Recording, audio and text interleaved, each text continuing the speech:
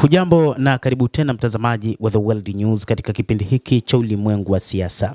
Mimi ni Adam Hussein, lakini moja kati ya makala tuliokuwa nayo ni je, Marekani na Israel watafikia lengo la kubadilisha utawala wa Jamhuri ya Kiislamu ya Iran, ambapo baada ya kumuua Ayatollah Al-Khamenei walidhani watakuwa wamemaliza kazi, lakini hali imekuwa tofauti. Endelea kuwa nami ufahamu kwa mapana.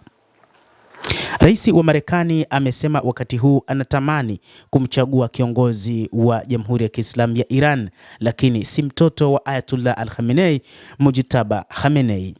Rais huyo wa Marekani anaonekana kuwa ameafikia malengo yake katika hatua ya kwanza ya vita vinavyoendelea Iran vilivyoanza tarehe 28 mwezi Februari, hasa baada ya kumuua kiongozi mkuu wa Iran Ayatollah Al-Khamenei.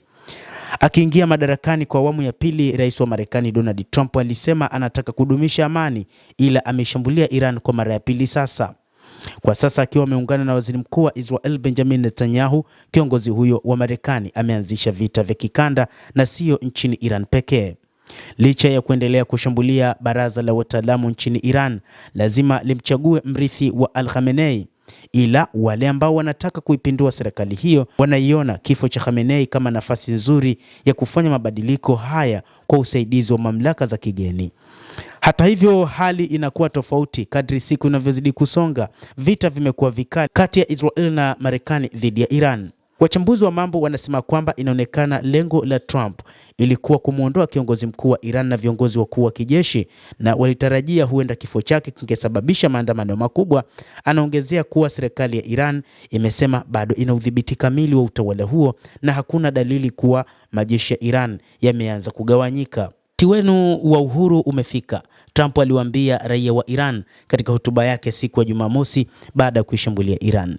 Trump aliwataka watu kukaa majumbani mwao na kusema kuwa tukimalizana na operesheni yetu, serikali itakuwa yenu, muitawale wenyewe, na hii ni fursa ya kipekee ambayo imejitokeza.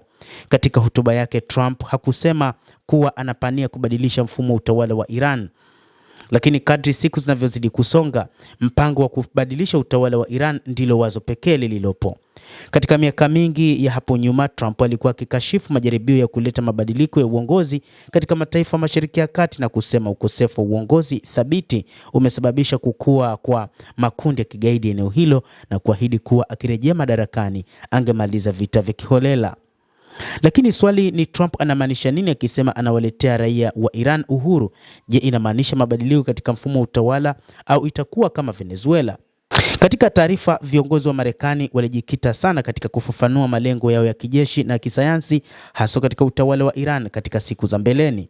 Katika hotuba yake kuhusu malengo yao baada ya kuishambulia Iran, Trump alisema operesheni hiyo ni ya kuondoa tishio la Iran kwa usalama wao kwa kuharibu vituo vyao vya wanajeshi wa maji, makombora na silaha za nyuklia. Alisema si vita vya kubadili utawala, ila utawala tayari umeshabadilika. Pete Hegseth, waziri wa ulinzi wa Marekani, alitumia neno utawala wa zamani akijibu maswali ya wanahabari, akimaanisha kwamba wameshauangusha utawala huo. Ingawa waziri wa ulinzi wa Marekani amesema hawabadilishi utawala wa Iran, katika upande mwingine wa Atlantic, waziri mkuu wa Uingereza alitoa onyo kuhusu kutumia mashambulizi ya angani kuleta mabadiliko ya utawala nchini Iran.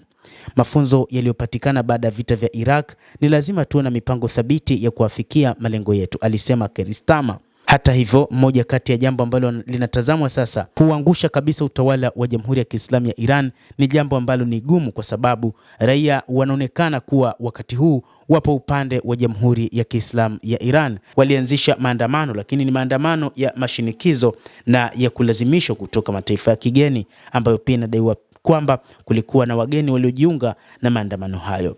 Baadhi ya wachambuzi wanasema kuwa mojawapo ya chaguo zilizo wazi kwa Marekani na Israel ni kuharibu na kulemeza kiini cha serikali, kisha kuunda mazingira yatakayoruhusu nguvu za ndani za nchi kuchukua usimamizi wa taifa hilo. Lakini jambo pekee lililopo nchini Iran, kila nafasi ya kiongozi tayari imepangwa kiongozi mwingine pale ambapo kiongozi huyo atauawa. Na hiki ndicho ambacho kinafanyika katika Jamhuri hii ya Kiislamu ya Iran, na ndio maana baadhi ya wachambuzi wanasema ni ngumu kuangusha utawala wa Jamhuri ya Kiislamu ya Iran. Mtazamaji, nawe pia una fursa ya kulike, una nafasi ya kucomment, kadhalika unaweza kusubscribe channel yetu hii ikiwa bado hujafanya hivyo. Hii itakusaidia kupata habari hizi kwa mapana zaidi kupitia The World News. Mimi ni Adam Hussein, endelea kuwa nasi wakati wote, endelea kutufuatilia.